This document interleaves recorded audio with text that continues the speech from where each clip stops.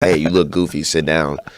He's like showing me shit that I could use later. So it was cool. Well, the Thais have a really interesting way of sparring. Some of them do. They play. Right. They don't hit each other full blast. They like tap and they laugh around and joke around. They just develop in their timing because they fight so often. Yep. John Wayne Parr's a friend of mine from Australia, multiple-time world champion. And he would talk in depth about how they would play. They just play. They just hit each other, just slap each other a little bit, and like that way they understand the timing of it, but they never worry about it. They don't get hurt, and they can do it all the time. It's a really smart way to do it. Yep. But you'll see guys like Sarafian, he's capable of doing that. So he could spar with a guy like Snoop, or a guy like Sanchai could spar with a guy like you and just play with you. Right. Well, everybody just have a good time and it's fun at the end. Yep. Super fun. Yeah. Yep. Hell yeah. Definitely seen that a lot, like on Instagram. And even with my trainers, we'll do it. Like me and Ernie, we was just doing that yesterday, where it's like developing the timing of the kicks.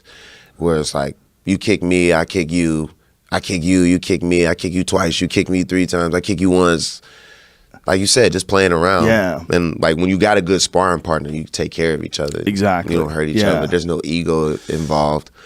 And the Thais, they do like knees. They'll knee the fuck out of each other. Like it looks like kind of hard, but they're just making their bodies harder, like you said, for later, because it's like they're used to it. A lot of times they'll slap each other with the side of their leg too, rather than like really drive the knee in. You just hear it smack. Yeah, they're just slapping each other a little bit.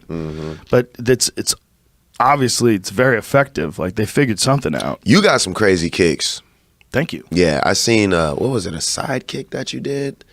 Probably a turning side kick. Yeah, you gotta teach me that. I'll teach you that. Yeah, I just need the form, because I'm learning just a regular side kick, like a slide. You know what I mean? You should go to like a Taekwondo school. They'd be the best at showing you how to do it. I'll definitely show you how. But if you need a place to train, find like a really good Taekwondo school.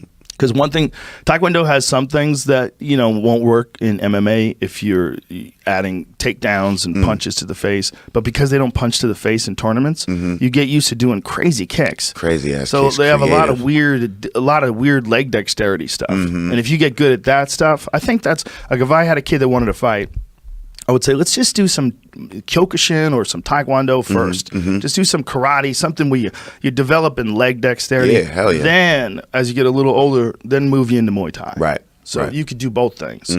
Because if someone's, when guys are like constantly chomping at the legs, they never really develop the kind of spinning kicks that the guys do where they don't kick the legs. Right. Those are the guys who develop the best spinning kicks because it's so easy to chop the legs and effective to chop the legs out. So a lot of those techniques don't really get dialed in to the level that they get dialed in from a Taekwondo guy because they can't kick each other in the legs. Right.